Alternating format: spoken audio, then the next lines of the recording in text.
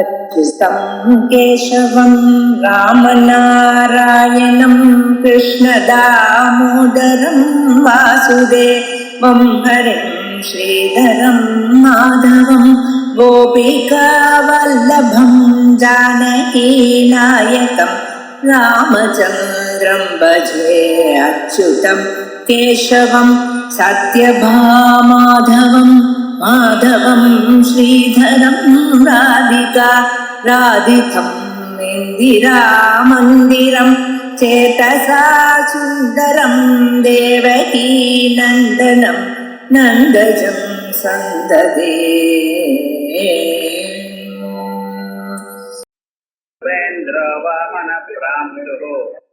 अमोघस्तुजदीर्जितः अतीन्द्रसङ्ग्रहः सर्गः कृतात्मानियमो यमः 151வது நாம உபேந்திரஹாங்கிற நாம. புனர்வசுங்கிற நாம வரைக்கும் பார்த்தோம். புனர்வசுங்கிறது ஒரு நட்சத்திரமாகவும் இருக்கு. அதே மாதிரியே புனகா புனகா வாசகி, மறுபடியும் மறுபடியும் நம்மளை நம்ம சரீரத்துக்குள்ள கஷேத்திர ரூபமாக அவர் கஷேத்திரஜ ரூபமா அவர் இருக்க. ஆனால் அவருக்கு புனர்வசுன்னு விசேஷமாக பேர் சொல்லணும். அதற்கு பிறகு அடுத்த நாம உபேந்திரஹா. உபேந்திரன்னு பகவானுக்கு பேரு. இந்திரனுக்கு பிறகு பிறந்தவர், அதனால உபேந்திரன்னு பேரு. மூலகத்தையும் சிருஷ்டி பண்ணி மூலகத்தையும் அதிபதியாக இந்திரனை போட்டு வேதங்கள்ல இருக்கக்கூடியதான எல்லா விதமான கர்மாக்களுக்கும் பலத்தை கொடுக்கிறதாகவும் இந்த மூலகத்தையும் ரட்சிக்கிறதுக்காகவும் இந்திர பதவியை தயார் பண்ணி எல்லாம் கொடுத்த பிறகு ஒரு காலத்துல என்னாச்சு, என்னதான் சாமர்த்தியசாலியாக இருந்தாலும் பலசாலியா இருந்தாலும் சரி, சில சமயத்துல எதிர்பாராம துன்பங்கள் வந்து சேர்றது. அதனால என்ன தெரியுது, தேவதைகளாக இருந்த போதிலும் அது உயர்ந்ததான நிலை இல்லை. சரீரம் இல்லாதான அசரீரம் வாவசந்தம் ந பிரியா பிரியே சுஷதா. ஆத்ம ஜானம் வந்தால் ஒழிய எந்த நிலைக்கு போனாலும் சரி பயம் இருக்கத்தான் இருக்கு. உபனிஷத்துல உதரமந்தரம் குருதே அததஸ்ய பயம் பவதி தத்வேவ விதுஷோ அமன்வானஸ்ய. ஈசதவளுக்கு பேதம் இருந்த போதிலும் பயம் வந்துடும். அதே போல அரக்கர்கள் வந்துட்டா அவ இந்திரனை ஹிம்சை பண்ண தொடங்கின. அப்பொழுது ஏன்னா அந்த அரக்காவும் சாதாரண மகா பிரயத்னம் பண்ணினவன், பலி சக்கரவர்த்தி போன்றவன்.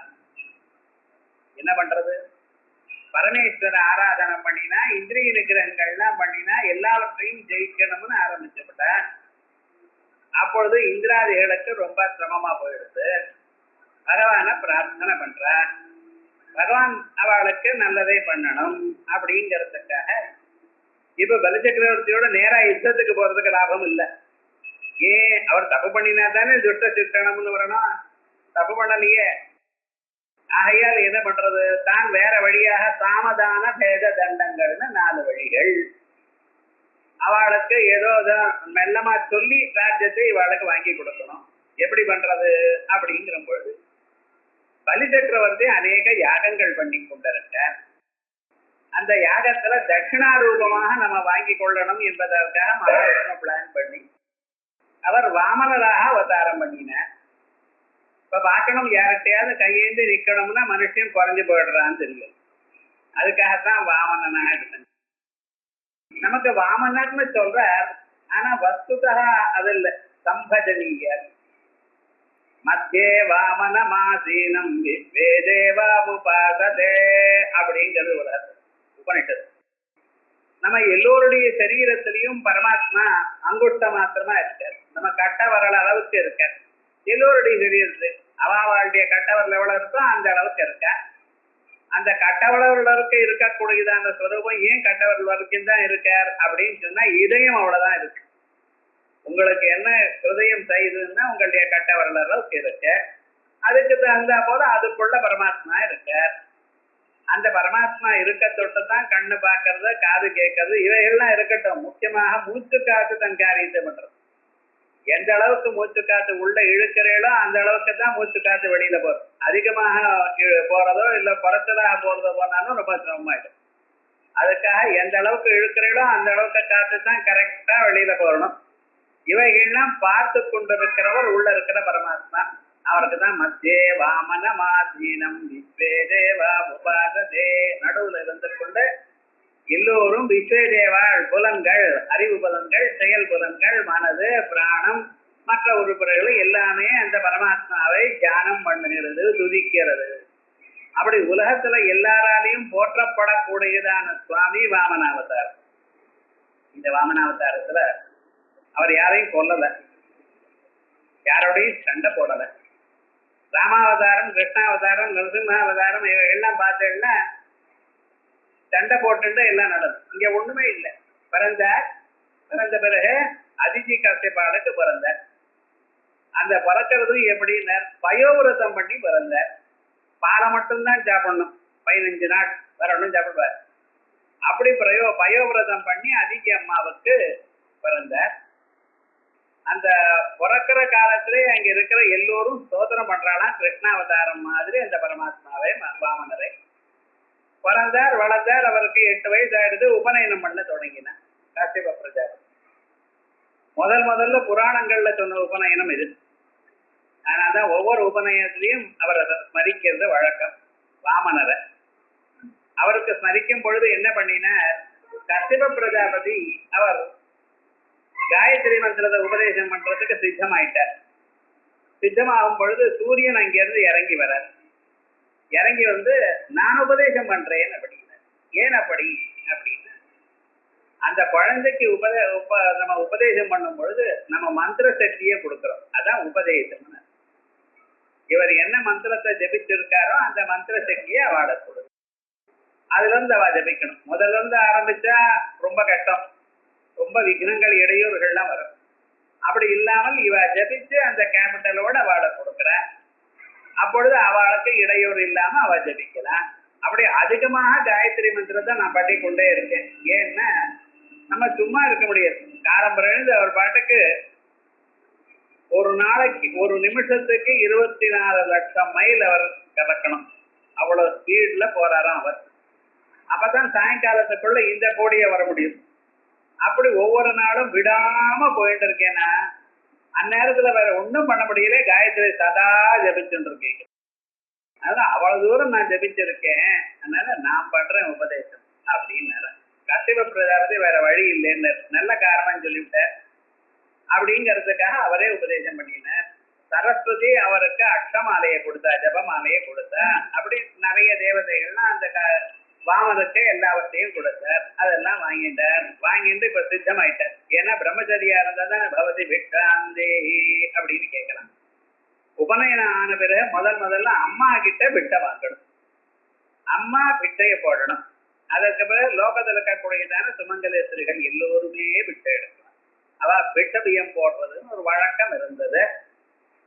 அத எதற்காக அப்படி வாங்கிறது அப்படின்னு சொன்னா, ஸ்திரீகள் சர்வதா தேவதா ஸ்வரூபம். அவளுக்கு வந்து ஸ்ரீயஸ்தவஸ்தா தவதேவி ரூபா அப்படி அம்பாளை பூஜை பண்ணி குத்துவளை கேட்டு வச்சு நமஸ்காரம் பண்ணி அவளுடைய அனுகிரகத்தை பெற்றவ. அவளிடத்துல இருந்து நம்ம வாங்கிட்டதான இது சரீரத்துக்கு உபயோகப்படும் அப்படிங்கிறதுக்காக பவதி வித்தானந்தின்னு கேட்கணும் அந்த பையன். அதை கேட்டானே ஆனால் அதற்கு பிறகு இவ பிட்டைய போடணும், அந்த அரிசியை போடணும். இப்படி அவ போட்டு அதெல்லாம் வாங்கிட்டு அதனால அவளுடைய அந்த கரணம் சுத்தமாகும். அந்த குழந்தைக்கு இவ பக்தாளாக போட்டதான ஒரு அரிசி இருக்க பத்தில அதுல சமைக்கப்பட்டதான அன்னத்தை சாப்பிட்டால் அன்னமயம் நிதோமிய மனா ஆபோமய பிராண தேயோமயி வார் அப்படின்னு இந்த அன்னமானது எப்படி இருக்கோ அதுக்கு தக்கவாறுதான் அவனுடைய மனசு வளரும். இவ பக்தியோடு போட்டதுனால அவனுடைய மனசுல பக்தி வளரும். அதற்காக அன்னையிலிருந்து தான் பிச்சை எடுக்கிறதுன்னு ஆரம்பம். இது பிரம்மச்சாரி பிச்சை எடுத்தான் சாப்பிடணும்னு நம்ம தேசத்துல வழக்கம். அப்படி ஒவ்வொரு இடமா போயிட்டு இருக்காரு இவர் தான் வசதின்னு நினைச்சுட்டு பலி சக்கரவர்த்தியுடைய கிரகத்துக்கு போறார், யஜ்ய வாட்டிகைக்கு போறார். அப்பொழுது அந்த பலி சக்கரவர்த்தியானவர் என்ன வேணும்னு கேட்கிறார். பிரம்ம தேஜஸோட வர ஞாபகத்துக்கு. ஏன்னா சூரிய பகவானிடத்துல இருந்து உபதேசம், அந்த உபதேசமானது அத்தனை கோட்டி ஜபம் பண்ணியிருக்கார் அவர், அதெல்லாம் இவரை கொடுத்திருக்கார். அப்படியே அந்த மனசுல ஒரு சந்தோஷமாக ஆனந்தமாக தெய்வீயமான நிலையில வாமனர் வரும்பொழுது பலி சக்கரவர்த்தி யஜ்ஞவாட்டிகள் வந்து வாங்கோன்னு கூப்பிட்டு உங்களுக்கு என்ன வேணும், இப்ப என்ன வேணும்னு கேட்கிறப்ப வாமனர் என்ன சொல்றார், 3 அடி பூமி வேணும்னு கேட்கிறார். எதற்காக இப்படி கேட்டார் அப்படின்னு சொன்னா, அவர் உங்க அடியா என் அடியா ஒண்ணும் போடல, 3 அடி பூமி வேணும் அப்படின்னு கேட்கிறார். அப்பொழுது பலி சக்கரவர்த்தி சொன்னார், அப்படி இல்லை, என்கிட்ட ஒரு தரம் வாங்கிட்டானேயானால் இன்னொருத்தர்கிட்ட கையெழுந்தப்படாது, அதனால உங்களுக்கு தெரியாம கேட்கிறேன், வேற ஏதாவது கேட்டதோ இந்த பிறவையில எனக்கு போருங்கிற அளவுக்கு நீங்க கேட்டுக்கலாம் அப்படிங்கிற. நச்சிகேதனுக்கு யமதர்மராஜா சொன்ன மாதிரி ஏ காமா துர்லபா மத்தியலோகே, இவ்வுலகத்தில் எதை அடையிறது மிகவும் சிரமமோ அத்தனையும் நீங்க கேட்டுக்கலாம், எல்லாத்தையும் நான் கொடுக்கிறேன்னு சொன்ன மாதிரியாக இப்படி பலி சக்கரவர்த்தி சொல்றார். இவர் சொல்றார், நீங்க கொடுக்கக்கூடியதான சாமர்த்தியம் உள்ளவராக இருக்கலாம், ஆனா எனக்கு எவ்வளவு வேணுமோ அவ்வளவுதானா நான் கேட்டுக்கணும், மற்றவர்கள்லாம் எனக்கு என்ன பிரயோஜனம், அதனால எனக்கு ஒரு லாபமும் இல்லை அப்படின்னு. அதோட மட்டும் இல்ல, நீங்க அகங்காரத்தோட நாங்க எவ்வளவு வேணும்னு கேட்கலாங்கிறேன், நான் கொடுக்கறது கேட்கறது உங்களால கொடுக்க முடியாதுங்கிற அபிப்பிராயம் அப்படின்னு சொன்னார். சொன்னா கேட்கல, பக்கத்துல சுக்கராச்சாரியர் வந்து கேட்காதே, இது மகாவிஷ்ணு கொடுக்காதே அப்படின்ட்டார். அப்படி சொல்லப்படாது, மகாவிஷ்ணுவே வந்து கேட்கிறாருன்னா அவருக்கு கொடுக்காத வேற என்ன பண்றது அப்படிங்கிற அபிப்பிராயத்துல அவர் கொடுக்க தொடங்குறார். சரிங்கிறார். விந்தியாவளியின் பேர் அந்த அம்மாவுக்கு, அவருடைய ஆத்துக்காரி ஜலத்தை விட்டார். கையில ஜலஸ்திரி விட்டா தான் கொடுக்க முடியும், நீங்க பாட்டுக்கு எல்லாவற்றையும் ஒருத்தருக்கு கொடுக்க முடியாது.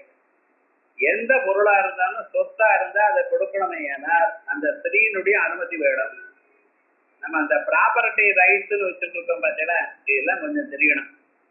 நான் எப்படி இஷ்டமா நான் பண்ணுவேன்னு சொல்றதோ, இல்லை இது எங்க காமன் தானே நானும் கொடுக்கலாம் எனக்கு அதிகாரம் உண்டோ சொல்றதோ நம்ம ஊர்ல கிடையாது. அந்த அம்மா ஜலத்தை விட்டு இவர் ஜலத்தை நினைச்சு கீழே விட்டாரா தான் இன்னொருத்தர் கொடுக்க முடியும். அந்த விந்தியாவளி அம்மா தங்க கிண்டி இது வெள்ளி கிண்டியில இருந்து ஜலத்தை இவர் கையில விடுறா, ஜலமே விடல, விழவே இல்லை. என்ன ஆச்சுன்னா சுக்கராச்சாரியர் என்ன பண்ணி விட்டார், அதுக்குள்ள ஒரு பூச்சியா உட்கார்ந்து விட்டார்.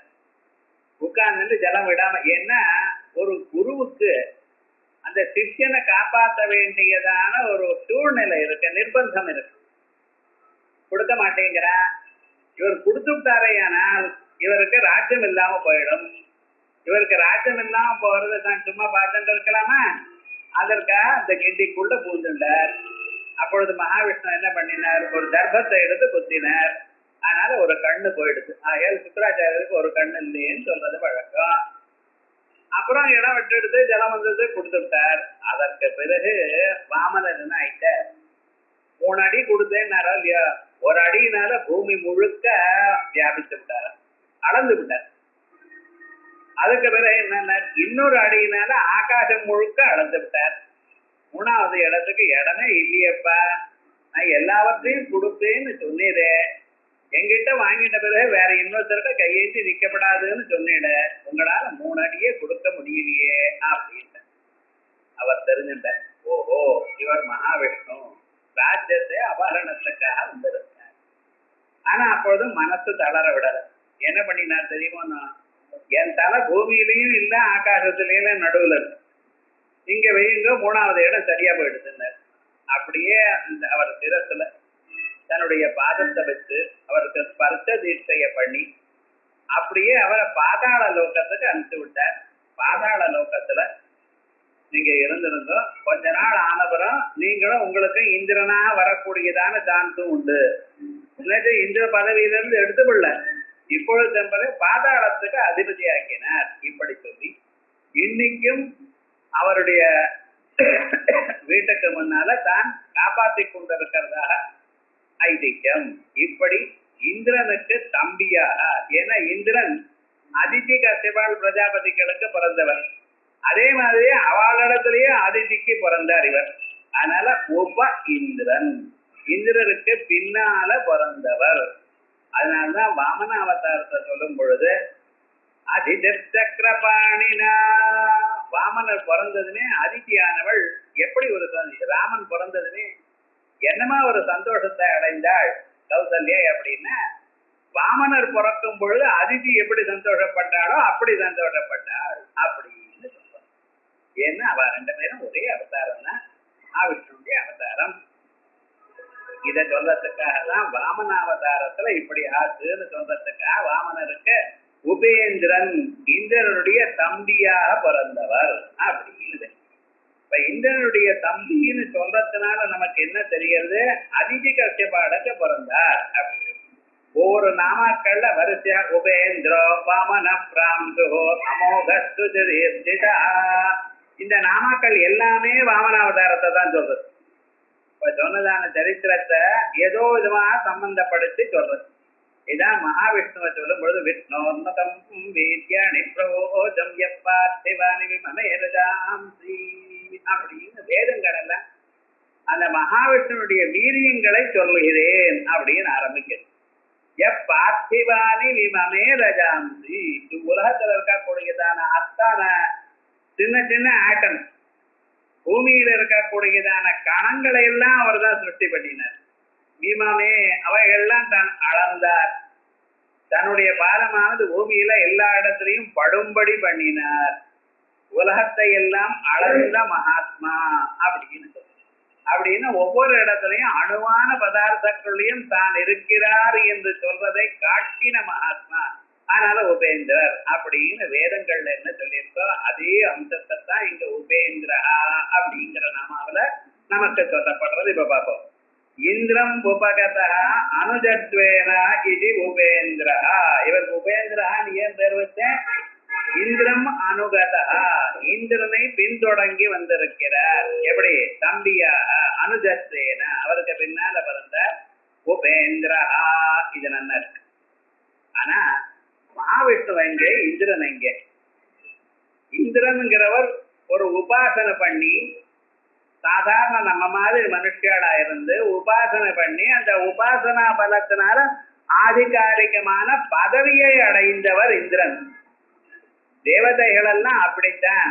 அக்னி, யமன், சோமன் இவ எல்லாருமே நம்ம மாதிரி மனுஷியால் ஒரு ஜன்மா முழுக்க உபாசனம் பண்ணி உபாசனா பலத்தினால அவளுக்கு அவ்வளவு ஒரு புண்ணியம் சேர்ந்து போய் அந்த புண்ணியத்தினால பிரம்மலோகம் எத்தனை நாள் இருக்கோ அத்தனை நாள் அவ சுகத்தை அனுபவிக்கணும் என்பதற்காக அவளுக்கு அந்தந்த பதவி கொடுக்கப்பட்டிருக்கு. ஸ்வதசித்தமாக மகாவிஷ்ணு பரமாத்மா. அப்ப இவரோடு அவருக்கு பின்னால இவர் அவருக்கு தம்பியா பிறந்தார்னு சொன்னா குறைச்சலாக இருக்கே அப்படின்னு நம்ம மனசுக்கு தோணலாம். அதான் சொல்ற, பின்னால பிறந்தாலும் இவர் உயர்ந்தவர். எத்வா உபரி இந்திரா. இங்க என்ன உபரி, உபரின்னு சொல்றது பதில உபா இந்திரஹான். உபரி இந்திரஹா உபேந்திர. உபரி இந்திரஹான்னு சொன்னோமோ என்ன விசேஷம்? அந்த இந்திரனுக்கு நாம் நன்மையை கொடுக்கணும், இந்திரனுக்கு இந்திர பதவி எப்பொழுதும் இருக்கும்படி பண்ணணும் அப்படிங்கிறதுக்காகத்தானே இவர் உபேந்திரனாக அவதாரம் பண்ணினார். அப்ப என்ன, லோகத்துல நல்லவாளுக்கு சகாயம் பண்ணணுங்கிறதுக்காக தேவானாம் காரிய சித்தியர்த்தம் ஆவிர்பவதி சாயதா உற்பன்னே சிததா லோகே சாநித்யாப்ய விதீயதே அப்படின்னு தேவதைகளுடைய பிறவியெல்லாம் தேவதைகளுக்கு சகாயம் பண்ணணும் என்பதற்காக அவ ஒரு வேஷத்தை கட்டிண்டார், மாயினால ஒரு வேஷத்தை கட்டிண்டார்.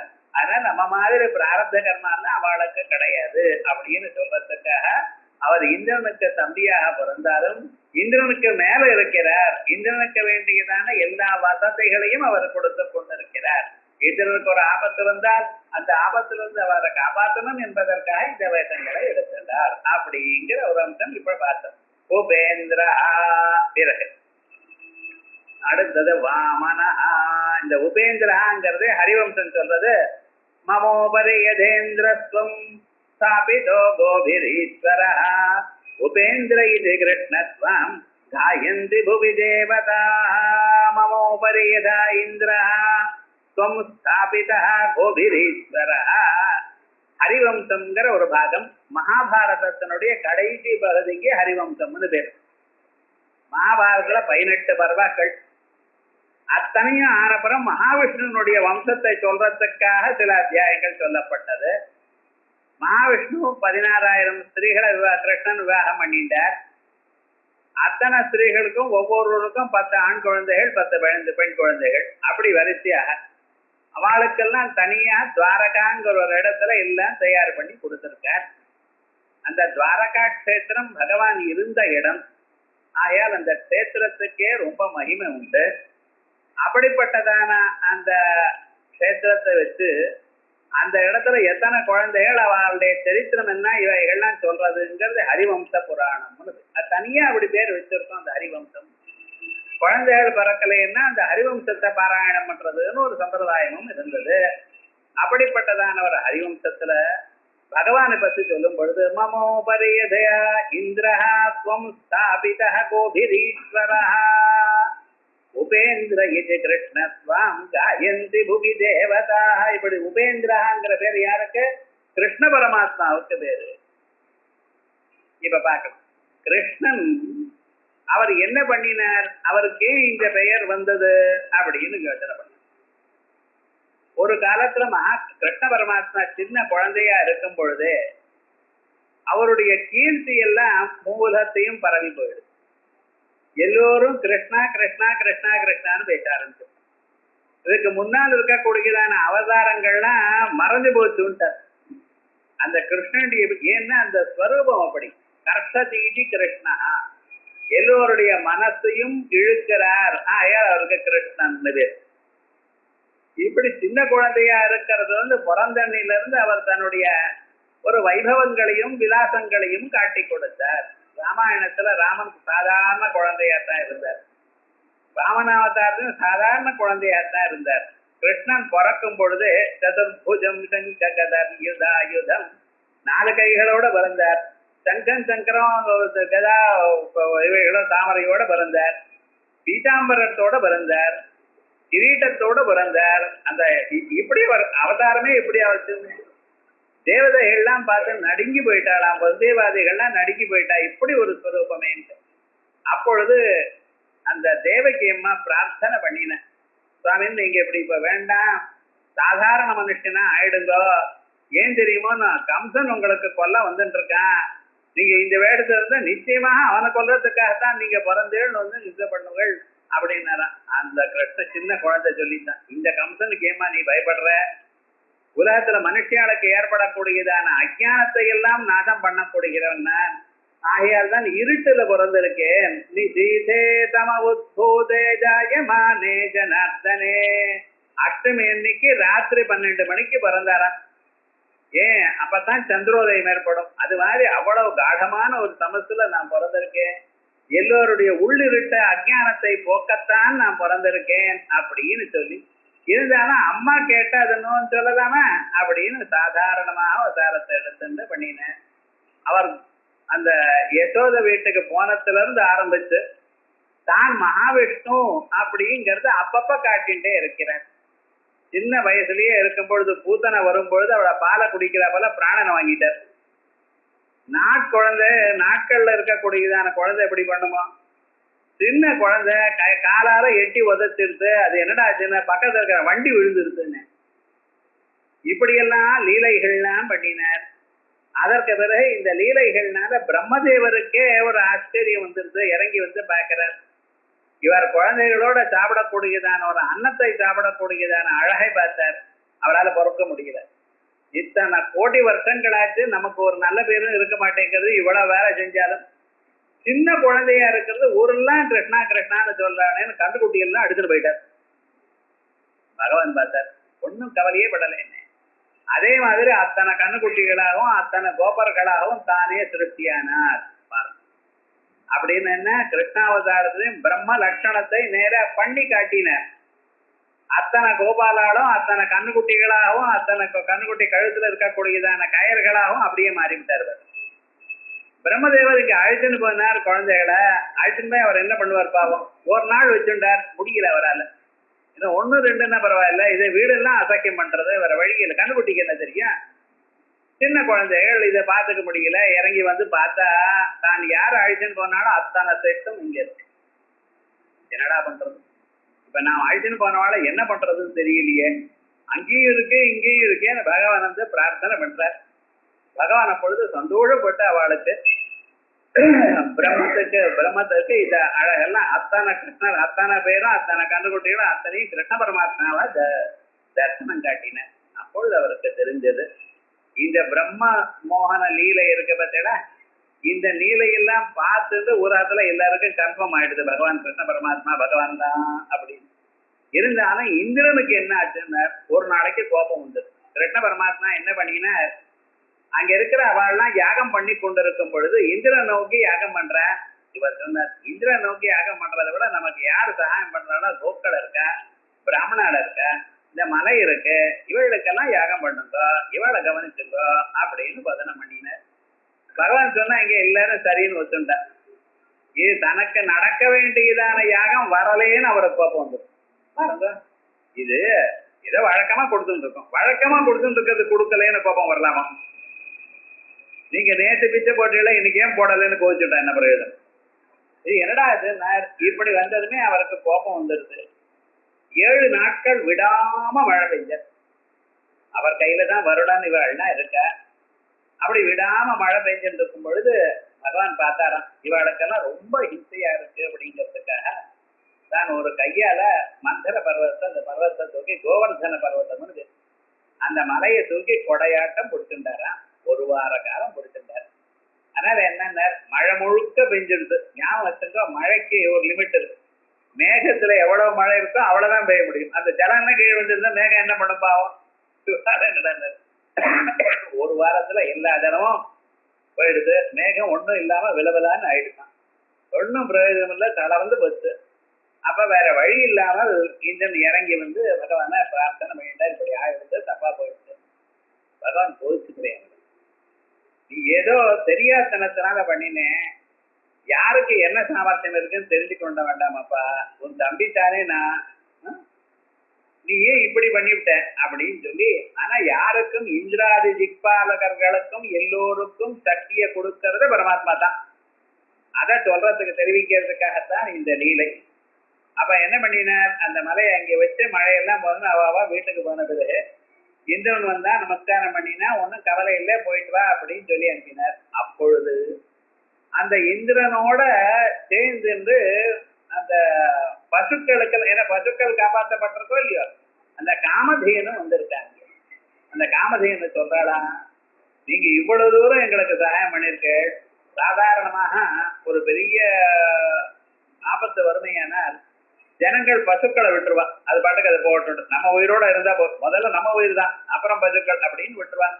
அப்படி இல்லாங்க நீங்க பசுக்களையும் காப்பாத்திருக்க, ஆயால் உங்களுக்கு நாங்க நல்லது பண்ணணும் அப்படிங்கிற அபிப்பிராயத்துல என்ன பண்ணிட்டா, தேவலோகத்துல இருக்கக்கூடியதான காமதேனும் தன்னுடைய குழந்தை நந்தினி மற்றவ எல்லோரும் சுரபி இவாள்லாம் அழிச்சுன்னு வந்து அத்தான பசுமாட்டுகளுடைய பால்னாலையும் பகவானுக்கு அபிஷேகம் பண்ணித்தான் ராஜ்யாபிஷேகம் பண்ணினார். கிருஷ்ண கிருஷ்ண மகாயோகின் விஸ்வாத்மன் விஸ்வசம்பவா பவதா லோகநாதேன சநாதா வயமச்சுதா ஸ்வம் து பரமகம் தெய்வம் ஸ்வம் ந இந்திர ஜகத்பதே.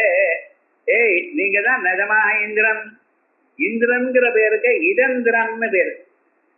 இடந்திரன்கிற வர இந்திரன் என்று சொல்லுகிறார்கள். பெரியோர்கள பேரை நேரா வச்சு கூப்பிடப்படாது. பெரியோர்கள் ஆத்மநாம குருவோர் நாம நாமாதி கபணத்திட்ட, குருவனுடைய பேரோ சில பேருடைய பேரோ நேரா சொல்றது இல்லை, பழக்கம் இல்லை.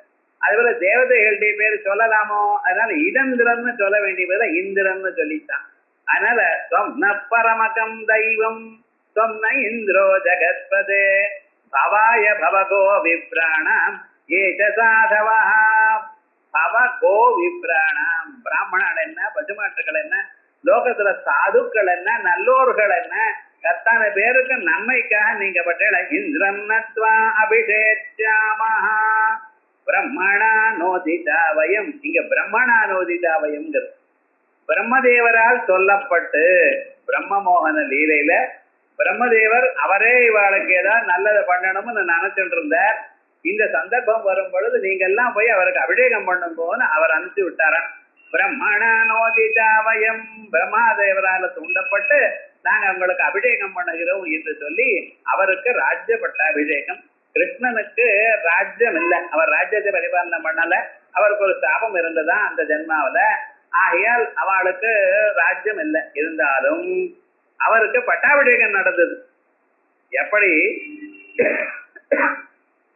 யாகம் பண்ணினவாளுக்கு தீர்த்தத்தினால அபிஷேகம் பண்றாளோ, எப்படி ராஜாவுக்கு ராஜசூய யாகம் பண்ணின பிறகு அபிஷேகம் பண்றாளோ, அதே விதமாக உங்களுக்கு நாங்கள் பண்ணுகிறோம் அப்படின்னு சொல்லி இந்திராதி திக்பாதர்கள் வசிஷ்டோ வாமதேவர் ஜாபாலி ரஜ கஸ்யபா, ராமாயணத்துல வசிஷ்டர், வாமதேவர், ஜாபாலி, கஸ்யபர், சுயஜன் இப்படிப்பட்டதான அத்தனை மகர்ஷிகளும் சேர்ந்து எப்படி ராமனுக்கு அபிஷேகம் பண்ணினாலோ அதே போல கிருஷ்ண பரமாத்மாவுக்கும் இந்திராதி திக்பாலகர்கள் எல்லாம் அபிஷேகம் பண்ணினாலாம். அதனால்தான் அவருக்கு என்ன பேரு, கோவிந்த பட்டாபிஷேகம். பகவானுக்கு கோவிந்தன் என்ற பேர் வந்ததான். அதுதான் ஹரிவம்சத்துல சொல்றது. மமோபரியதா இந்திரஹாத்வம், எனக்கு மேல நீங்க இந்திரனா இருக்கல, இந்திரனுக்கு மேல இந்திரனா இருக்கல. ஸ்தாபிதோ கோபிரீஸ்வர, அதனால யாரால தேவதைகள், இந்திராதி திக்பாலகர்கள், காமதேன்வாதிகள். என்ன காமதேனு, யாராருக்கு எது வேணுமோ அவளுக்கெல்லாம் விரும்பிய பதார்த்தங்களை எப்பொழுதும் கொடுக்கக்கூடியதான வல்லமை இருக்கிற காமதேனு. அந்த காமதேனு தன்னுடைய பாலால பகவானுக்கு அபிஷேகம் பண்ணி தன்னை ஆத்மான ஸ்தாபிதம் பண்ணிட்டு தான் உபேந்திர இது கிருஷ்ணஸ்வாம். ஆயால் கிருஷ்ணரே உங்களுக்கும் உபேந்திரன் என்று பேர். காயந்தி புவி தேவதாக. இப்ப உபேந்திரன்கிற நாமக்கு எத்தனை அர்த்தம் சொன்னேன்? வாமனர்னு ஒரு பேரு, இந்திரனுக்கு தம்பின்னு ஒரு பேரு, மூணாவது கிருஷ்ண பரமாத்மாவுக்கே உபேந்திரன் என்ற பெயர். அப்படி 3 பெயர்கள் இதை சொல்றது அப்படின்னு சொன்னோம். அதற்கு பிறகு பலிம் வாமன ரூபேண யாசிதவான் இது வாமனா. பலி சக்கரவர்த்தியை வாமன ரூபமாக இருந்து கொண்டு அவரை கேட்டார். அதனால அவருக்கு வாமனர்னு பேர். பலி சக்கரவர்த்தியை தான் கேட்டாராம், 3 அடி ஜல பூமியை எனக்கு கொடுங்க அப்படி. ஞாபகம் வச்சுங்க, பூமாதா முழுக்க யாருக்கு சொந்தம்? மகாவிஷ்ணுக்கு சொந்தம். பூதேவி ஸ்ரீதேவின்னு 2 ஆத்துக்காரிகள்னு சொல்லிட்டு இருக்கோம். சகல பூமண்டலமும் அவர் தான் படைத்தது. எதோ வாக்கிமானி பூதா நிஜாயந்தே, முழுக்க படைச்ச அது யாருக்கு சொந்தம்? அவருக்கு தான் சொந்தம். நீங்க ஒரு சின்ன இடத்த வாங்குறேன், வாங்கிவிட்டு இது எனக்கு சொந்தம்ங்கிறேன். உங்களுக்கு சொந்தம்னு நீங்க பேப்பர்ல எழுதி வச்சிருக்கீங்க, அவ்வளவுதான். நிஜமா யாருக்கு சொந்தம்? பகவானுக்கு தான் சொந்தம். நாம ஏதோ இது எனக்கு அப்படின்னு என்ன பக்கத்தால் வரப்படாதுங்கிறத நீங்க வச்சுருக்க. வசுதா யாருக்கு சொந்தம்? மகாவிஷ்ணுக்கு தான் சொந்தம் சர்வம். அப்படிப்பட்டதான அந்த பூமாதாவை ஒரு 3 அடி எனக்கு கொடுன்னு கேட்டாராம். எதற்காக கேட்கிறார் அப்படின்னு சொன்னா, இந்த பூமாதாவானது ராட்சசாவுடைய பரிபாலனத்தினால் ரொம்ப சிரமப்பட்டு பூமாதாவுக்கு வெயிட் ஜாஸ்தியா பார்க்கணும். இந்த பூமாதாவுக்கு வெயிட்டுன்னா கல்லும் மண்ணும் ஒரே இடத்துலதான் இருக்கு. நீங்க என்ன பண்றீங்க, ஒரு 40 அடி 40 மாடி கட்டுறீங்கன்னா புதுசா நீங்க கட்டவே இல்லை, பூமியில இன்னொரு இடத்துல இருக்கிறத வச்சுதான் இங்க கட்டிட்டு இருக்கு. அதனால பெரிய பெரிய பில்டிங் கட்டுறதுனால பூமிக்கு வெயிட் இல்லை. அந்த பில்டிங்க்கு வெயிட் இருக்கலாம், அது தாங்கணும். ஆர்கிடெக்ட் இது தாங்குமா தாங்காத, இந்த இரும்பு போருமா, வேற கம்பி போடணுமா, என்னமோ கஷ்டப்படுற பாவம் அவளுக்கு. ஆனா இதை தாங்கக்கூடியதான திறமையை யார் கொடுத்தா? பகவான் கொடுத்தார். ஏனச்சௌருக்ரா பிருத்திவி சதுரடா. எதனால இந்த பூமியானது திருடமா இருக்கணுமோ அந்த திறமையை அவளுக்கு பகவான் தான் கொடுத்திருக்கார் பூமாதாவுக்கு. அதனால பூமாதாவுக்கு பாரம்னா கல்லு மண்ணத்தினால பாரம் இல்லை, வேற எந்த பதார்த்தம் கொண்டு வந்து வச்சதுனால பாரம் இல்லை. ஏன் தெரியுமா? எல்லாம் பூமியில இருக்கிறதா நீங்க வைக்க பெரு. சர்வாதாரம் பூமி. எங்கெங்க எந்தெந்த பொருள் இருக்கோ அத்தனை பொருளும் பூமாதா தான் தாங்கி கொண்டிருக்கா. அதனால பூமிக்கு பாரம்னா இதனால இல்ல. பூமிக்கு பாரம் எதனால தெரியுமா? எந்த ஒரு பிராணிகள் இருக்காளோ அந்த பிராணிகளுடைய மனசுல கெட்ட எண்ணங்கள் வந்துருந்தா அதான் பூமிக்கு பாரம். பூமிக்கு பாரம்னா என்ன? நாம் 4 பேருக்கு நல்லது பண்ணணும் என்பதற்காக மனுஷனுடைய வாழ்க்கை அமைஞ்சிருக்கு. ஆனா இவனை ஹிம்சப்படுத்திக் கொண்டு நான் மற்றவர்களை ஹிம்சை பண்ணிட்டு இருக்கானே, காமம், குரோதம், லோபம், மோகம், இது வேணும் அது வேணும், எல்லா சொத்தும் எனக்கே பண்ணும், இன்னொருத்தர் யாரும் இருக்கக்கூடாது அப்படின்னு ஒரு பண்ற பதில இப்படிப்பட்டதான கொடுமையான எண்ணங்கள் இருக்க அப்பொழுது அவளால நிஜமாக பாரம். அதனால என்ன பண்ண, அப்படிப்பட்டதான பாரம் வரும்பொழுது அதை சரிப்படுத்தணும்ங்கிறதுக்காகத்தான் பகவான் பிறந்திருக்கேன். ஆயால் பூமியர் பாராவதாராயான்னு சொன்னா பூமி பூமிக்கு பாரம் என்னன்னா பிசிக்கல் பாரம் கிடையாது. அதற்காக என்ன பண்ணினார், அந்த பூமாதாவை காப்பாற்றணும் என்பதற்காக தான் அவரிடத்திலிருந்து கேட்கின்றார். கேட்கும் பொழுது வாமன ரூபமாக கேட்டுருக்கிறதுனால அவருக்கு வாமனஹான்னு பேர். அதான் பலிம் வாமன ரூபேன யாசிதவான் இது வாமனஹா. இப்ப ஜெனரலா புராணத்துல இருக்கக்கூடியதான கதையை சொன்னேன். ஆனா வேதத்துல என்ன சொல்லிருக்கு, சம்பஜனீயா இதுவா வாமனஹா. சம்பஜனீயா எல்லோராலையும் போற்றப்படுகிறவர். இது எங்க சொல்லிருக்க, மத்தியே வாமனமாதீனம் விஸ்வே தேவா உபாசதே. கட்டோபனிடத்துல ஊர்த்வம் பிராணமுன்னயதே அபானம் பிரத்யகத்யதே மத்தியே வாமனமாதீனம் விஸ்வே தேவா உபாசதே. நம்ம சரீரத்துக்குள்ள பிராணன் அபானம் என்ற காத்துக்கள் ரெண்டு இருக்கு. இந்த பிராணன் என்ன பண்ணிட்டு இருக்க, மனுஷன் மேலேயே தூக்கிட்டே இருக்கு. அபானம்ங்கிறது மனுஷன் கீழே இழுத்துட்டே இருக்கு. அந்த ரெண்டும் ஈக்குவலா இல்லாத போனா மனுஷன் ஆகாசத்துல பறந்து போயிடுவான் சார். இந்த ஹீலியம் பெலூன் போயிட்டே இருக்கு பாருங்க, அது போல ஆயிடுச்சுன்னா நம்ம கதையெல்லாம் என்ன ஆகுது பாருங்க. இதை சரி பண்ணிட்டு பூமியிலேயே இருக்கப்படி பண்றது அந்த ரெண்டு காத்துக்கள். அவளுக்கு அந்த திறமையை எப்பொழுதுமே கொடுத்து கொண்டிருக்கிறவர் பரமாத்மா. அதான் மத்தியே வாமனமாதீனம், மத்தியே இதயத்துக்குள். இதான் மத்திய ஆத்மனி திட்டதி. கட்டோப்பன் எடுத்தது மத்திய ஆத்மனை ஜெட்டதே. நீங்க உட்கார்ந்துட்டு பூமியில சென்டர்ல எங்க இருக்குன்னு ஹிருதயம் இருக்கு. மனுஷன் நின்றுட்டா சென்டர் நாபி, உட்கார்ந்துட்டா சென்டர் என்ன, அவனுக்கு இதயம். அந்த இதயத்துக்குள்ள மத்திய ஆத்மனை அங்கொட்ட மாத்திர புருடா. மத்திய ஆத்மனை ஜெட்டதே அங்கொட்ட மாத்திர புருடா. ஜோதிரிவா தூமகா, புகை இல்லாதான தணல் மாதிரி எப்பொழுதும் பிரகாசித்துக் கொண்டிருக்கிறான் இதயத்துல. அப்படிப்பட்டதான அந்த பரமாத்மாவை விஸ்வே தேவா உபாசதே. எப்பொழுதும் விஸ்வே தேவர் கண்ணு காது மூக்கு நாக்கு மற்ற உருப்படிகள் எல்லாமே அதை காப்பாக போற்றி கொண்டிருக்கு. உள்ள இருக்கிற அந்த பகவான ஸ்தோத்திரம் பண்ணி கொண்டிருக்கு. ஏன்னா அவர் கிளம்பிட்டார்னா கிருஷ்ணார்பண இவைகள்ல ஒன்னும் இருக்க முடியாது. ஆகையால் எல்லோராலையும் போற்றத்தக்கவர், போற்றப்படுபவர். ஆகையால் அவருக்கு என்ன பேரு, வாமனஹான்னு பேரு. இப்ப வாமனஹாங்கிற பேருக்கு பேரு வேற அர்த்தம் பார்த்திருக்கோம். போற்றப்படுபவர், எல்லோராலையும் போற்றப்படுபவர் அப்படின்னு இது மந்திரவர்ணாது. இப்ப வாமனஹான்னு சொன்னேன். வாமனஹான் என்ன, ரொம்ப குள்ளமானவர் அப்படின்னு. இதுக்கு ஆப்போசிட்டா பிராம்சுஹு. அடுத்தது ரொம்ப நீளமானவர். என்ன சார், ஒண்ணு இப்படி இருக்கணும் இல்லைன்னா அப்படி இருக்கணும். இதையும் சொல்லல அதையும் சொல்லல, அதான் விட்டுதார். அணோரணியான் மகதோ மஹீயான் ஆத்மஸ்ய ஜந்தோர்நிஹிதோ குஹாயாம் சமக்ரது பத்யதி வீசசோகஹ தாது பிரசாதான் மகிமானமாத்மனா. அணோரணியான், அணுவுக்கு அணுவா இருக்கிறவர், வாமனராக பிறந்தார். ஆனா என்ன ஆயிட்டார், உலகத்துல எல்லாரோட பெரியவராயிட்டார், மகாத்மாவா ஆயிட்டார், பெருமாளா ஆயிட்டார். ஏன், உலகம் முழுக்க வியாபிச்சிருக்க. ஏன்னா இதை எனக்கு கொடுக்கிறேன் எனக்குடையதான எண்ணம் உங்களுக்கு வந்தது. அந்த எண்ணத்தினால எவ்வளவு பெரிய பல சக்கரவர்த்தியா இருந்தாலும் நான் கொடுக்கிறேன் எனக்குடையதான அகங்காரம் வந்ததுமே நீங்க குறுகி போயிட்டு. ஆனா நீங்க குறுகி சரணாகதி பகவானுக்கு என்ன கொடுத்திருக்கேன். அதனால என்ன ஆயிடுதுன்னு, என்னோட ஒண்ணு ஆயிட்டு. அதனால உலகம் முழுக்க பலி சக்கரவர்த்தி எடுக்கிற இடத்தை கூட தான் ஆக்கிரமிச்சு விட்டார். பகவானோட ஒண்ணு ஆயிட்டார். அதான் சொல்றது, சைவ ஜெகத்ரயம் கிரமமான பிராம்சுரபூத் இது பிராம்சு. அடுத்ததா அவரே ஜெகத்ரயம் கிரமமான மூலத்திரையும் வியாபித்ததனால். இது சாதாரணமாக நம்ம கதையத்தான் கேட்டிருக்கோம் பாகவதாதி கிரந்தங்கள்ல. ஆனா இங்க ஜெகத்ரயம் கிரமமானங்கிற இடத்துல என்ன, அவர் எல்லாம் ஸ்ரீணி பதாவி சக்கரமே விஷ்ணு கோபாதாப்யா. விஷ்ணு கோபா எல்லோரையும் காப்பாற்றுபவராக இருந்து கொண்டு மூலத்தையும் வியாபிச்சு விட்டார். அவர் வராத கூறாத இடமே இல்லை.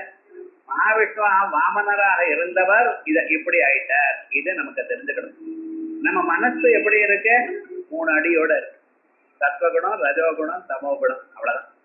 அந்த அடின்னா புட்டுன்னு அர்த்தம் இல்லை, 3 பகுதிகளா இருக்கு. ஏன்னா மாயினால செய்யப்பட்டதான ஒரு பதார்த்தம். அது திரவயவமாக இருக்கு. ஆனா இதுவே அந்த பரமாத்மா இடத்துல சமர்ப்பிக்கப்படுமேயானால், சரணாகதி அடைவிலையானால் என்ன ஆயிடுறதா? இந்த உலகம் முழுக்க வியாபிச்சு விட்டு எஸ்து சர்வாணி பூதானி ஆத்மன்யேவானுபஸ்யதி சர்வபூதேஷு ஆத்மானம் ததோ ந விஜுகுப்ததே. எல்லா பிராணிகள்லயும் எங்கும் இருக்கக்கூடியதான ஆத்மா நான் தான் எனக்கூடியதான அறிவு வருதான். ஏதோ புத்தகத்துல படிக்கிறதோ இல்ல காதால கேட்கறதோ இல்ல, அனுபவிக்கிறான். அதான் நம்ம மதத்துல நாம எதை சொல்றதோ அனுபவிக்கிறோம். It becomes a matter of experience. நமக்கு தலைவலி கால்வலி சந்தோஷம் துக்கம் வந்தால் நாம் எப்படி என்னத்துடைய தயவு இல்லாமல் அனுபவிக்கிறோமோ அப்படிப்பட்டதான அனுபவம். எஞ்சான் உடம்புல தான் நான் இருக்கேன் என்று இல்லாமல் எங்கும் இருக்கேன் எனக்கூடியதான அனுபவம் உண்டு. அந்த அனுபவம் அந்த நிலையை காட்டுறார். தயேவ ஜகத்ரயம் கிரமமான அந்த பரமாத்மாவே மூலத்தையும் வியாபித்துக் கொண்டிருக்க பொழுது பிராம்சுரபூத பிராம்சுவாக ஆகிட்டார். இது பிராம்சு தோயே துபதி தேஹஸ்தே வாமனோ பூத வாமன. பாருங்க, இதெல்லாம் ஹரிவம்சத்துல இருக்கிறது. விஷ்ணு புராணத்துல இதே கதை தான் இருக்கு. ஸ்ரீமத் பாகவதத்துல இதே கதை தான் இருக்கு. எதற்காக பகவான் வெறுமன ஹரிவம்சத்துல சொல்லிட்டு இருக்கார்? விஷ்ணு சஹஸ்ரநாமத்துல கேட்டீழையானால் உங்களுக்கு புத்திரோத்பத்தி ஏற்படும். வீட்டுல குழந்தைகள், பேரன், பேத்தி, அந்த பேத்திக்கு பேத்தி எல்லாமே நீங்க பார்க்கலாம். இது ஒரு குழந்தைகள் வர்றதுங்கிறது அது ஒரு பாக்கியம். அந்த பாக்கியமானது எல்லோருக்கும் கிடைக்கணும். ஏன்னா மகாவிஷ்ணு ஸ்மரணம் அல்லவா இது. இங்கே முக்கியமாக வாமனாதாருடைய ஸ்மரணம் அல்லவா, அது சகல சேவத்தையும் கொடுக்கணும் என்பதற்காக ஹரிவம்சத்துல இருக்கிறதே எடுத்துட்டு இருக்கார். பாருங்க, சயே துபதி தேஹஸ்தே வாமனோ பூத வாமன. எப்பொழுது அவர் அந்த ரிஞ்சாவளிங்கிற அம்மா அவ கிண்டியிலிருந்து ஜலத்தை விட்டதுமே பலி சக்கரவர்த்தியுடைய கையில அந்த ஜலம் விழுந்ததோ, எதற்காக ஜலம் விழுந்ததுமே அந்த ஜலத்தோட அந்த பூமியும் உனக்கு கொடுக்கிறேன்னு தானம் பண்றார். தோயே துபதி தேஹஸ்தே வாமனோ பூத வாமன. இது வரைக்கும் வாமனா இருந்தவர் அவாமனா ஆயிட்டார், ரொம்ப பெரியவராயிட்டார். சர்வதேவமயம் ரூபம் தர்சயாமாச வை பிரபோ. மகாத்மா என்ன பண்ணினாரா, விஸ்வரூபத்தை காமிச்சாராம் பலி சக்கரவர்த்தி. அந்த சரீரத்துக்குள்ள எல்லா தேவதைகளுடைய உருவமும் இருக்கு. வாமனுடைய சரீரத்துல இப்ப எப்படி இருக்கு, அவர் பெரியவராயிட்டார். எல்லா தேவதைகளும் பிரம்மா ருத்ரன் அத்தனை தேவதைகளும் ஸ்ரீ தெய்வத்தியங்களும் அத்தனை ஸ்வரூபமும் அதுக்குள்ள காமப்படுறது. சர்வதேவமயம் ரூபம் தர்சயாமாச வை பிரபோ பூபாதோத்யௌ சிரஸ்ய. பூமியானது அந்த மகாவிஷ்ணுடைய பாதம் ஆயிடுதான். ஆகாசமானது அவருடைய தலை ஆயிடுதான். பாருங்க, பூபாதோத்யௌ சிரஸ்ய சந்திராதித்யௌ சற்றுஷி. ஒரு கண்ணு சந்திரனாகவும் ஒரு கண்ணு சூரியனா ஆயிடுது. ஆனா அப்படின்னு அந்த அளவுக்கு வளர்ந்துட்டார். சூரியன் சந்திரன் எங்க இருக்க ஆகாசத்துல, அந்த அளவுக்கு இவர் வளர்ந்துட்டார் சார். கண்ணு காது அவ்வளவு பெரிய இதாயிட்டார். இத்தியாதி விஸ்வரூபம் தர்சயித்வா. இப்படிப்பட்டதான ஒரு விஸ்வரூபம். இந்த விஸ்வரூபம் பூபாதோ யஸ்ய நாபிர்வயதசுரநிலச்சந்திர சூரியௌஜநேத்ரே கர்ணாவாசாஸ்திரோத்யௌர்முகமபி தஹனோ யஸ்ய வாஸ்தேயமப்தி. இந்த நாமக்கள் இந்த தியான ஸ்லோகம் எங்க இருந்தது, இங்க இருந்து. இப்படிப்பட்டதான ஒரு ஸ்வரூபமா ஆயிட்டார். அடுத்ததாக வாமனனானவர் மகாத்மாவாகி பெருமாளாக ஆகி இப்படிப்பட்டதான ஒரு ஸ்வரூபமா ஆயிட்டார். சத்ய விக்ரமதோ பூமிம் சந்திராதித்யௌஸ்தனாந்தரே. அவ்வளவுதானா? இன்னும் வளர ஆரம்பிச்சாரியா. வளர ஆரம்பிக்கும் போது 2 கண்களா இருந்தவர் அவருக்கு என்ன ஆச்சுன்னா, சந்திரனும் ஆதித்யனும் அவருக்கு 2 ஸ்தானங்களா ஆயிடுதான். ஆனா முன்னால இருந்தவர் இன்னும் வளர்த்தார். சந்திராதித்யௌஸ்தனாந்தரே நப பிரக்ரமமானஸ்ய நாப்யாம் தௌ சமவஸ்திதௌ. ஆகாசத்தையும் தாண்டி இன்னும் வளர ஆரம்பிச்சுட்டார். ஏன்னா ஸ்ரீபாதூர்த உதய புருஷா பாதோஸ்தேஹ பவாத் புனः. அவர் என்ன ஆச்சுன்னார், 14 லோகங்களும் அவருக்கு ஒரு பாதம் தானா.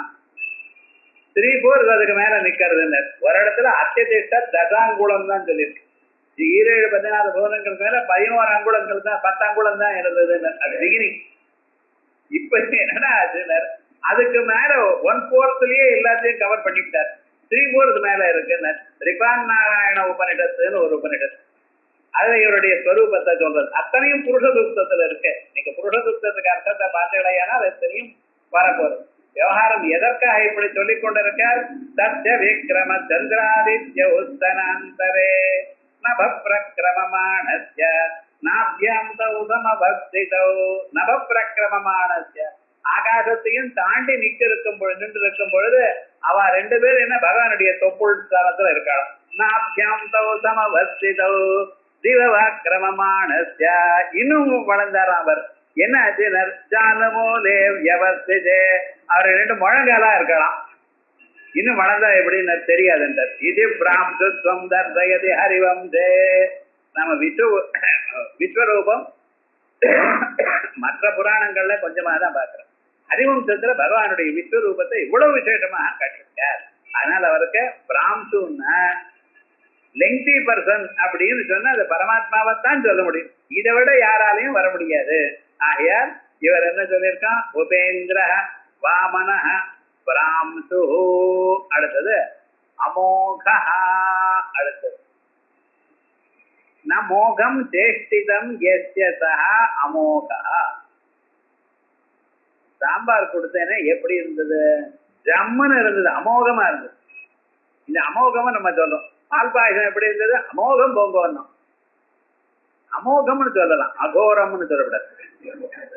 அகோரேபியோ தகோரேபியோ கோர கோரதரேபியா. அகோரம்னா வேற அர்த்தம் வச்சுட்டு இருக்கோம். நியாயமா அது நல்ல மங்கர்த்தம் தான். ஆனா லோகத்துல அமோகம் போங்க. இந்த அமோகம்னு சொன்னா என்ன அர்த்தம்? அதுக்கு கம்பேரிசனே இல்ல, பெஸ்ட் அப்படிங்கிற அளவுல நம்ம சொல்லணும். இந்த பெஸ்ட்னா என்ன சார் அர்த்தம் அப்படிங்கிறது பாரு. ஏதோ ஒரு பொருளை பண்ணினார், அந்த பொருளானது மற்ற எல்லா பொருள்களோட நன்றாக இருக்கு என்பதற்காக பெஸ்டா அப்படி சொல்லல. அப்ப என்ன ஆகுன்னா ஒண்ணு நன்னா பண்ணலாம், இன்னொன்னு நன்னா பண்ணல அப்படின்னு ஆயிடுச்சு. அப்படி இல்ல, எதை பண்ணினாலும் அது நன்னா. அந்தந்த செயல் அவரை விட ஒழுங்காக உத்தமமாக வேற யாராலையும் பண்ண முடியாதுங்கிற அபிப்பிராயத்துக்கு அவருக்கு அமோகான்னு சொல்றோம். நமோகம் சேஷ்டிதம் எஸ்யத. அவருடைய சேஷ்ட அவருடைய செயல் எதுலையும் கொண்டு போகல. எந்த சேஷ்ட அவர் பண்ணினாலும் உலகத்தை படைச்சாரா, உலகத்தை காப்பாற்றுறாரா, உலகத்தை அழிக்கிறாரா, உலகத்தினுடைய சுரூபத்தை பார்க்கிறாரா, எல்லாமே அவருடைய வசதியாகத்தான் இருக்கு. இதுல ஒரு உபனிஷத்துல சொல்றது, இது எல்லாம் போகட்டும், உங்களை படைச்சாரே அது போராதன்ட்டார். ஒரு மனுஷனை படைச்சிருக்கார் பாருங்க. நம்ம சரீரத்துக்குள்ள இவன் கையு காலு பாதங்கள், இந்த விரல்கள், நகங்கள், தலைமுடி, கண்ணு, இதெல்லாம் கரெக்டா எங்கே இருந்தால் மேக்சிமம் யூட்டிலைசேஷன் மேக்சிமம் யூஸ் வந்திருக்குமோ அது போல தயார் பண்ணிருக்கார். இதெல்லாம் எப்படி தயார் பண்ணினார் யோஜனை பண்ணி பார்த்தீங்களோ? எப்படி வந்தது? நம்ம சரீரத்துக்குள்ள இத்தனை ரத்த குழாய்கள் இருக்கு, இத்தனை மற்ற பதார்த்தங்கள் இருக்கு, எலும்புகள் இருக்கு. அந்த எலும்பானது வளைஞ்சு கொடுக்கறது. சின்ன குழந்தையா இருந்தாலும் 10 அடி 20 அடி இருந்தாலும் தானே எழுந்து போறது சார், பால் மாதிரி போயிடுறது. வயசான பிறகு விழுந்தா பொத்தனை எலும்பு உடைஞ்சு கொடுத்துங்கிறான். அவனே தான் அந்த தடிக்கு விழுந்தான், கை எலும்பு உடைக்கிறதுங்கிறான். சின்ன குழந்தை அது பாட்டுக்கு மேல இருந்து 10 அடியில இருந்து தொப்பன்னு விழுறது. கொஞ்ச நேரம் சும்மா இருக்குது. நீங்க கெட்ட போய் எதை பண்ணாதான் கத்த ஆரம்பிக்குது. ஒன்னும் நீங்க பார்க்காத மாதிரி இருந்தா எழுந்தது அப்படியே அப்படி போயிடுறது. என்ன சுவாமி அப்படி? இந்த எறும்பு மேல இருந்து கீழே விழது, அதுக்கு ஏதாவது தானா போயிட்டே இருக்கேன். எப்படி இத்தனையும் என்னமா தயார் பண்ணினா அந்த பகவான் யோசனை பண்ணி பார்த்தேன். நம்ம ஒரு சரீரத்தை விடுங்க, இதை தயார் பண்றதுக்கே உன்னால முடியல. இவன் என்னமோ ரோபோங்கிறான், அதுங்கிறான், இதுங்கிறான். இவனால எத்தனை கொடுத்தாலும் அறிவை கொடுக்க முடியல. என்ன நீங்க சொன்னபடி இன்னொருத்தர் சொன்னபடி அதை கேட்கறதே ஒழிய சொந்தமாக யோஜனை பண்றதுன்னு ஒண்ணு வரல. இப்பதான் கம்ப்யூட்டர்ல சொல்லிட்டு இருக்கா ஆர்டிபிஷியல் இன்டெலிஜென்ஸ் அப்படின்னு ஒண்ணு பண்ணிட்டு இருக்காளாம். அது வரதோ இல்லையோ அது அப்புறம் பார்த்துக்கோ. விவகாரம் நிச்சயமா வர முடியாது. இவன் என்ன பண்றான்னா ஆயிரக்கணக்கானதான அறிவுகளை அங்கே சேர்த்து வச்சு இது போல சந்தர்ப்பம் தான் இப்படி பண்ண இப்படின்னு இவன் சொல்லலாமே தவிர புதுசாக ஒரு நினைச்சு அது மாதிரி நடக்கிறதுன்னு வேற யாராலையும் முடியாது. அது இந்த மனிதனுடைய ஒரு புத்திக்குத்தான் கொடுத்திருக்காரு அந்த பகவான். இத்தனையும் தயார் பண்ணியிருந்தான பகவான் உலகத்தை படிச்சு நமக்கு பல்வரிசை கொடுத்திருக்காரு. பண்றான் முன் பல்வரிசை எதுக்குன்னு பழம் கடிக்கிறது, இன்னொருத்தர கடிக்கிறதுக்கு இல்லை. நீங்க வேற பக்கத்துல பரிசை வச்சிருக்க, கடவா பரிசை வச்சிருக்கார், எல்லாத்தையும் நசுக்கி சாப்பிடுறது, இத்தனையும் பண்ணியிருக்கேன். இந்த பல்வரிசைகளுக்குள்ள இந்த நாக்கு இருக்கு பார்த்தீங்களா, அதை நாட்டியம் பண்ணிட்டே இருக்கு. அது பாட்டுக்கு பேசிட்டே இருக்கு. என்னைக்காவது ஒரு நாள் நீங்க பை மிஸ்டேக்கு கடிச்சா தான் உண்டுன்னு. சாதாரணமா வேற எந்த மனுஷனா இருந்தாலும் அந்த நாக்கு அதுக்குள்ள இருக்கிறப்ப ஒரு நாளைக்கு எத்தனை தரம் கடிச்சுக்கணும் நம்ம. சொல்ற இந்த நாக்கு நம்ம பற்களாலேயே கடிக்கப்படுகிறது. நான் யார வைவேங்கிற? பல்ல வைக்கிறதா நாக்க வைக்கிறதா? பல்லு சொல்றதா நாக்கு நடுவுல பூத்துருச்சுன்னு, நாக்க சொல்றதா பல்லு என்ன கடிச்சது, என்ன பண்றது? அதே மாதிரிதான் ரெண்டு பேரும் என் குழந்தைகள். ஒருத்தர் மேல ஒருத்தர் கம்ப்ளைண்ட் பண்ணா யாரு பக்கத்துல டெசிஷன் கொடுக்கறது சொல்லுங்க. அது மாதிரி இந்த சரீரத்துக்குள்ள இருக்கக்கூடியதான பகுதிகளை சுருட்டி பண்ணிருந்த அந்த பரமாத்மாவுடைய லீலைகள் கொஞ்சம் யோசனை பண்ணி பார்க்கலாம். இதைகளை காப்பாற்றி கொண்டிருக்க உங்களுக்கு என்னென்ன வியாதி வரதோ அந்தந்த வியாதிக்கு மருந்து உங்க ஆத்துல பழக்கடையிலேயே இருக்கு. உங்களுக்கு தெரியும், ஆத்துல மஞ்சக்காமால இருந்தா கிராமாந்தரத்துல வேற எங்கேயும் போக மாட்டான். கீழா நல்லியில பின்னாலேயே இருக்கும், அதை கொடுப்பார். நமக்கு இப்ப கிடையாது, லீவ் 52 அப்படிங்கிறான். அதை கொண்டு வந்து இவன் கொடுக்க, அதே தான் இங்க போட்டது. இவன் 100 ரூபாய் சார்ஜ் பண்றான், கிராமாந்தரத்துல பண்ணிட்டு இருக்க பாருங்க. உங்களுக்கு என்ன யாராருக்கு என்னென்ன வியாதி வருமோ அந்த வியாதி வரும் பொழுது அந்த சமயத்துல அதை முளைக்குமா. ஆயுர்வேதத்துல அப்படி விசேஷமா சொல்லியிருக்காரு. ஏன்னா பகவானுடைய செயல்ல வந்த பதார்த்தம் எந்தெந்த பதார்த்தம் நீங்க உட்கொள்ளக்கூடியதான ஆகாரத்திலேயே சகல வியாதி நிவர்த்தகத்துவம் உண்டு. கருவேப்பிலையை நிறைய சேர்த்துட்டோம்னா பிளட் பிரஷர் குறையுங்கிறோம். அதுக்கு விசேஷமா சொல்லி ஒவ்வொரு சின்ன விஷயமும் அவ்வளவு சொல்றதுன்னு சொன்னா என்ன, அத்தனையும் நம்மளை காப்பாற்றுறதுக்காக பர்ஃபெக்டா வச்சிருக்காரு. அதே போலயே மரண சந்தர்ப்பத்திலையும் எப்படி அவருடைய சேஷ்டை எதுவும் வீணா போகல, அப்படி உயர்ந்ததான சேஷ்டைகள் உடையவர். ஆகையால் அவருக்கு அமோகான்னு பேர்.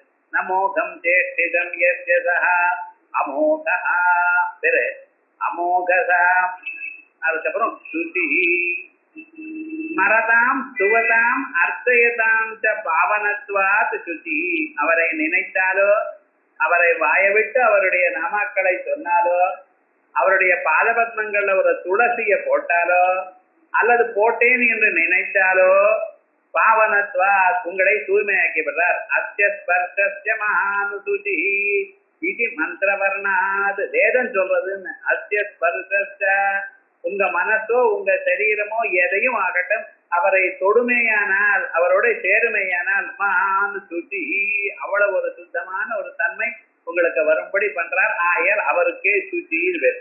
பாவனத்துவத்தை கொடுக்கறதுனால, அவருக்கு சௌச்சத்தை கொடுக்கறதுனால அவருக்கு சுச்சியில் வேறு. பாருங்க, ஸ்மரண மாத்திரேன ஜென்ம சம்சார பந்தனாத்.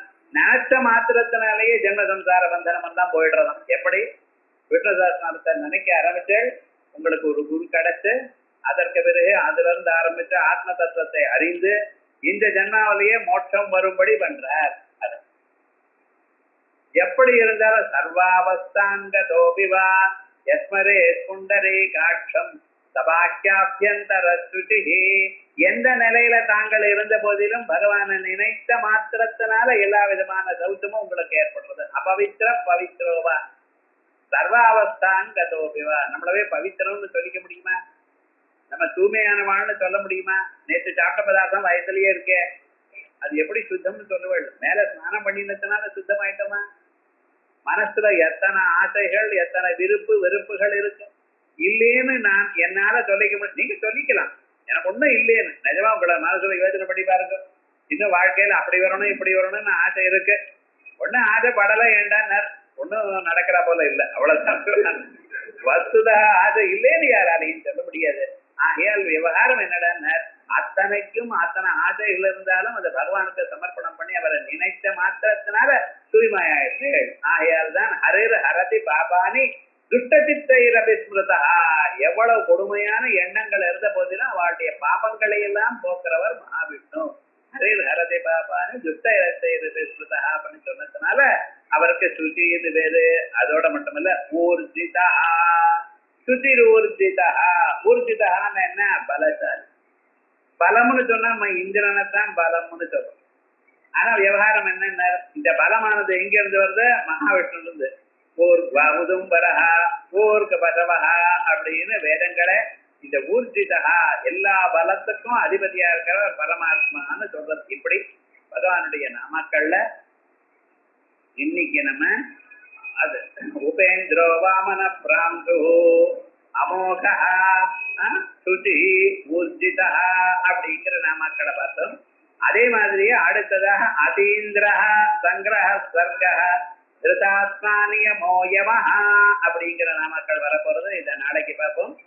இதுல நியமோ யமஹ நியமம் திருதாத்மான்னு பார்த்தேன். இப்படி பரவாஷ்ணிய மகான்களுடைய அவதாரங்கள்ல ஒரு அவதாரம் ரொம்ப உயர்ந்ததான ஒரு அவதாரம் ஞான அவதாரம். இது வரைக்கும் நம்ம பார்த்ததான அவதாரங்கள் எல்லாமே ராமனாகவும் கிருஷ்ணனாகவும் வாமனராகவும் நரசிம்மராகவும் இந்த அவதாரங்கள் எல்லாமே தேவதைகளை காப்பாற்றுறதுக்காக பலவீரியாதி அவதாரங்கள்.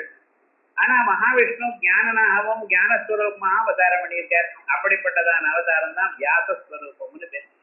இந்த வியாசாவதாரம் வந்து வியாசரே விஷ்ணு, மகாவிஷ்ணுவ வியாசாய விஷ்ணு ரூபாய வியாச ரூபாய விஷ்ணவே அப்படின்னு சொல்லிட்டோம்.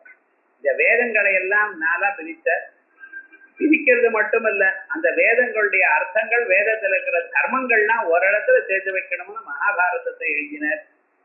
அதற்கு பிறகு அதில் இருக்கக்கூடியதான தர்மங்களை தனித்தனியாக காட்டணும் என்பதற்காக 18 மகாபுராணங்கள் 18 உப புராணங்கள் எழுதினர். இத்தனையும் ஸ்ரீமத் பாகவத பக்திக்காக எழுதினார. அப்படி பண்ணி வேதங்களுடைய வாக்கியங்களுக்கு என்னமா அர்த்தம் சொல்லணும் என்பது காண்பிக்கிறதுக்காக சூத்திரங்களை எழுதினார். இப்படிப்பட்டதான மகாவிஷ்ணு அவருடைய ஸ்வரூபம். அவரை தியானம் பண்றதுக்காக அவரை நினைக்கிறதுக்காக ஒரு நாள், அதான் விசேஷமாக குருவாராதன தினம். குருவை குருவாக மகாவிஷ்ணுவை பார்க்கக்கூடியதான ஒரு தினமானது நாளைக்கு தான் வியாச பௌர்ணிமான்னு பேரு. அதான் ஆஷாட மாதத்துல வரக்கூடியதான பௌர்ணிமை. அந்த பௌர்ணமி அன்னைக்கு குருமண்டலத்துல நம்ம தியானம் பண்ணணும்.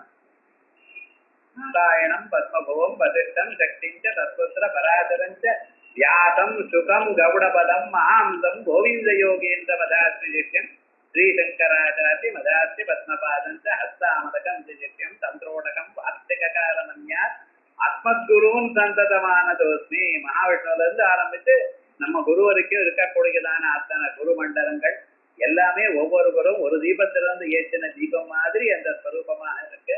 அப்படின்னு அவரை தியானம் பண்ணக்கூடியதான எல்லோரும் அந்த குருவர் நினைக்கக்கூடியதான தினம் நாளைக்கு நடக்கிறது. அதான் வியாச பௌர்ணமின்னு பேரு. யதீஸ்வரால் உட்பட்ட உலகத்தை எல்லாத்தையும் விட்டாலும் குருவை விட முடியாது. ஆகையால் யதீஸ்வரால் உட்பட நாளையிலிருந்து அந்த வியாச பௌர்ணமின்னு ஆரம்பிச்சு இந்த 4 மாசம் எங்கேயும் நகரப்படாது, ஒரு இடத்துலயே இருக்கணும்.